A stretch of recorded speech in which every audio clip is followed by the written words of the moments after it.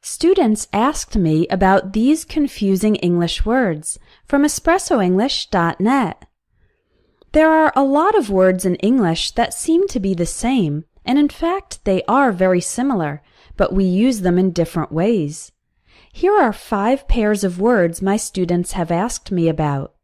To learn more, check out my ebook on 600 plus confusing words. Click on the link in the video for more information. Let's look at deem and regard. There's not much difference in meaning between deem and regard. Both mean that something is considered or believed to be a certain way.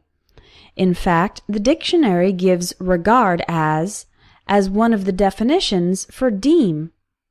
Note that the word deem doesn't use as. For example, this restaurant is deemed excellent. This restaurant is regarded as excellent.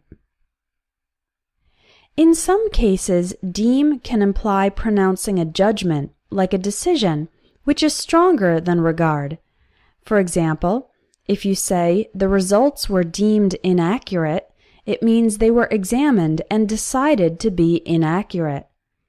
If you say the results were regarded as inaccurate, it means many people believe they are inaccurate, but it still might be possible that they're not. Another common question is about the words elder and older. Elder and older mean the same thing, but older is much more common. You can say, John is my elder brother, but it's more common to say, John is my older brother. Elder can only be used with people, never objects, and it is most often used with relatives, my elder brother, my eldest daughter, etc. It can only be used before the person, as in the example of elder brother, but never say, he is 3 years elder than me. That's not possible. You need to use older. He is 3 years older than me. If in doubt, just use older because it's more common and can be used in more situations. The word elder can also be a noun referring to older people. For example, in my culture, we always respect our elders. Elderly people and the elderly can also be used to talk about older adults in general, usually 70 years old or more. These terms are more polite than saying old people. Loyal and faithful. Both loyal and faithful describe someone who is devoted to a person, country, cause, or belief, and who can be trusted and relied upon. There are some situations in which we tend to prefer one over the other.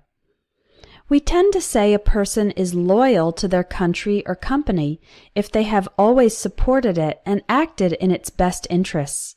You can also describe a friend as loyal if he or she has been a good and supportive friend for a long time.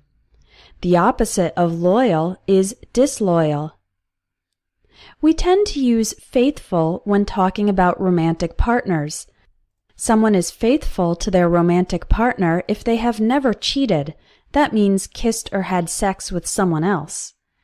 When someone has cheated on their romantic partner, we can say they were unfaithful to their husband or wife, or boyfriend or girlfriend.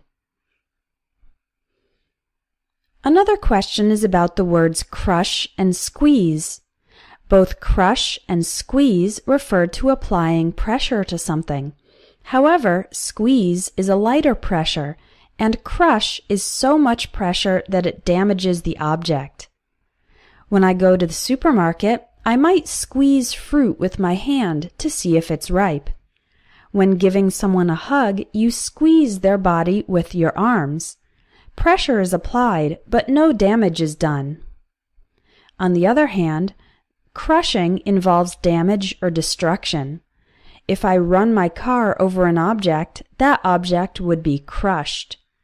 If a giant rock falls on my hand and crushes it, it causes serious damage to my hand. In the picture, you can see a nut that has just been crushed by the hammer. Finally, let's look at joke and prank. A joke is verbal. It is a story or a question and answer that is supposed to be funny. Comedians tell jokes and try to make the audience laugh. A prank involves action. You set things up to put another person in a funny or embarrassing situation. An example of a prank might be switching the push and pull labels on a door so that people can't figure out how to open it.